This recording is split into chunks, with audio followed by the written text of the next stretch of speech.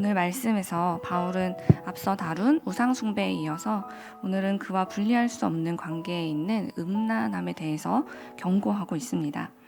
사실 성경은 구약 시대부터 우상 숭배와 성적 타락의 이 밀접한 관계를 아주 빈번하게 보여주었는데요.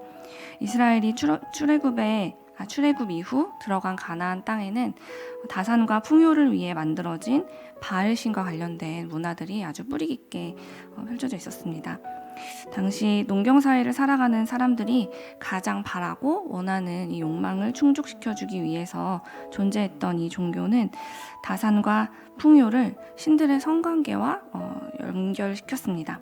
그래서 신도들이 제사의식에 참여할 때는 일종의 종교행위라는 명목 아래서 집단적이고 난잡한 성관계를 통해서 신들의 성관계에 동참한다고 생각했죠. 구약 시대뿐만이 아니라 바울 사도가 살던 시대에 이르기까지 많은 우상들이 이렇게 인간들의 욕망을 신에게 투영했고, 그렇게 만들어지는 신들과 신전들마다 각종 음란행위와 매춘 그리고 동성애까지 성행하게 되었던 것입니다. 바울은 이러한 일들에 대해서 26절과 27절에서 반복해서 그들이 지은 죄에 대해서 어떻게 표현하냐면, 하나님이 정하신 순리대로 쓸 것을 바꾸어서 영리로 썼다 라는 설명을 통해서 이러한 행위들이 하나님의 창조 질서에 위배되는 것임을 명시하고 있습니다. 그런데 우리가 오늘 이 말씀을 묵상하면서 기억해야 할 것은, 바울이 이 말씀을 기록한 목적이 단지 그들을 정죄하기 위해서만은 아니라는 것입니다. 바울이 저들을 손가락질하고 비판하고 있는 우리 안에도 동성애처럼 하나님의 창조 순리에 어긋나는 그러한 죄악들이 빈번하게 일어나고 있다는 것을 깨우쳐주기 위해서 오늘의 말씀을 기록한 것이죠. 우리 인간은 하나님이 만드신 피조물 중 유일하게 하나님의 형상대로 지음받은 존재입니다. 그런데 그런 우리가 28절에 쓰여 있듯 우리의 마음에 하나님 두기를 싫어하게 되었어요. 그것이 바로 하나님과 우리를 갈라놓는 죄였던 것이죠. 그렇게 우리가 그분의 창조 목적을 상실한 모습으로 변해버리게 되자 우리 안에는 여러 가지 하나님의 형상을 잃어버린 결과들이 나타나게 되었습니다.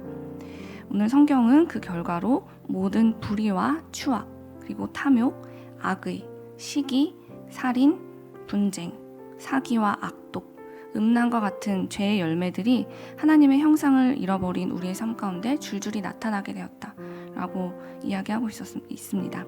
하나님을 상실한 이들에게 이러한 죄들은 아주 필연적인 결과로 나타날 수밖에 없다는 것이죠.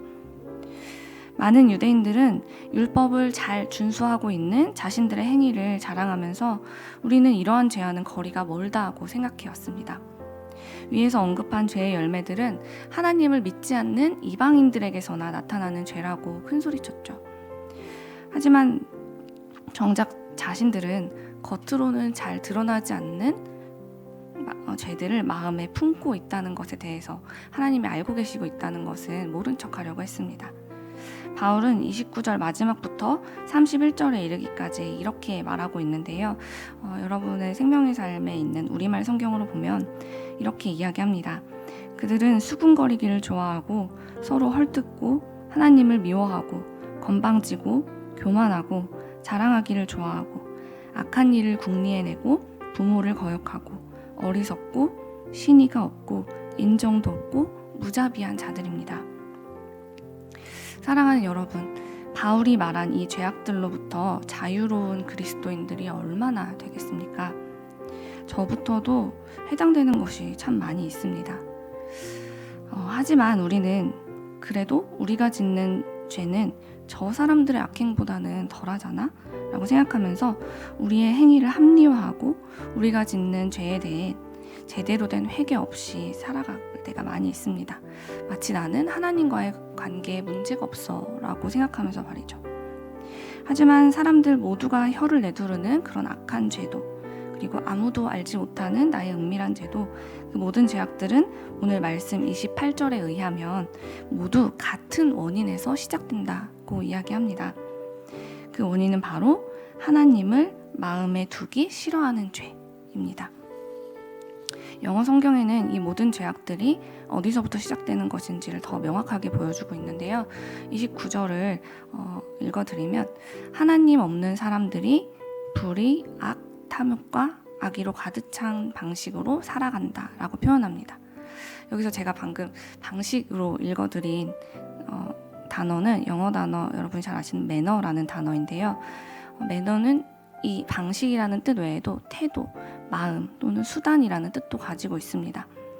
한마디로 다시 정리하자면 하나님 없는 사람은 악의 가득한 마음을 가지고 악한 수단을 선택하고 악한 태도로 살아가게 된다라는 뜻인 것입니다.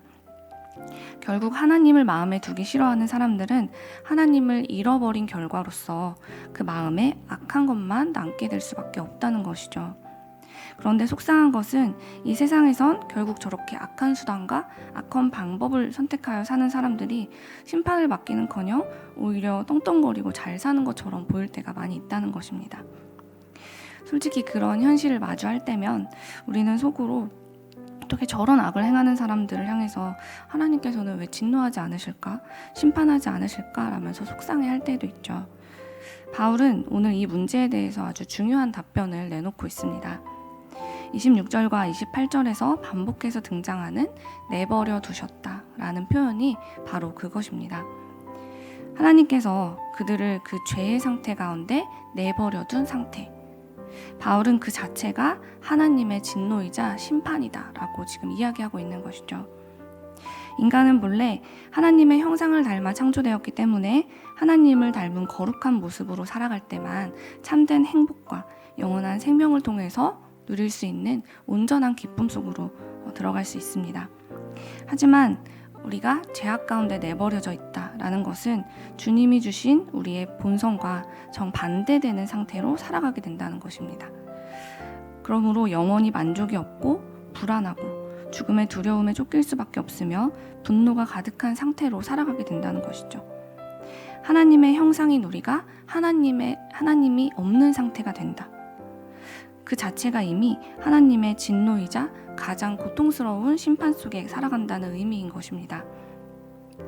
그러므로 지금 당장은 그들의 삶이 죄를 짓고도 잘 되는 것처럼 흥하는 것처럼 보이지만 하나님께서 아무런 제지를 하지 않으시는 그 상황은 그들에게 다행이 아니라 큰 불행이라는 것을 우리는 깨달아야만 합니다.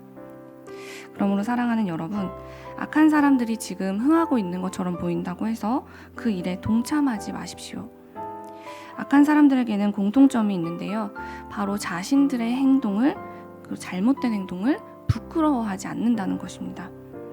언제나 자신의 행동에는 이유가 있다라고 합리화하는 데 능하고 32절의 말씀처럼 자기만 악한 일을 하는 데서 멈추는 것이 아니라 그런 일을 하는 사람들을 옳다라고 하면서 악을 권한다는 것입니다.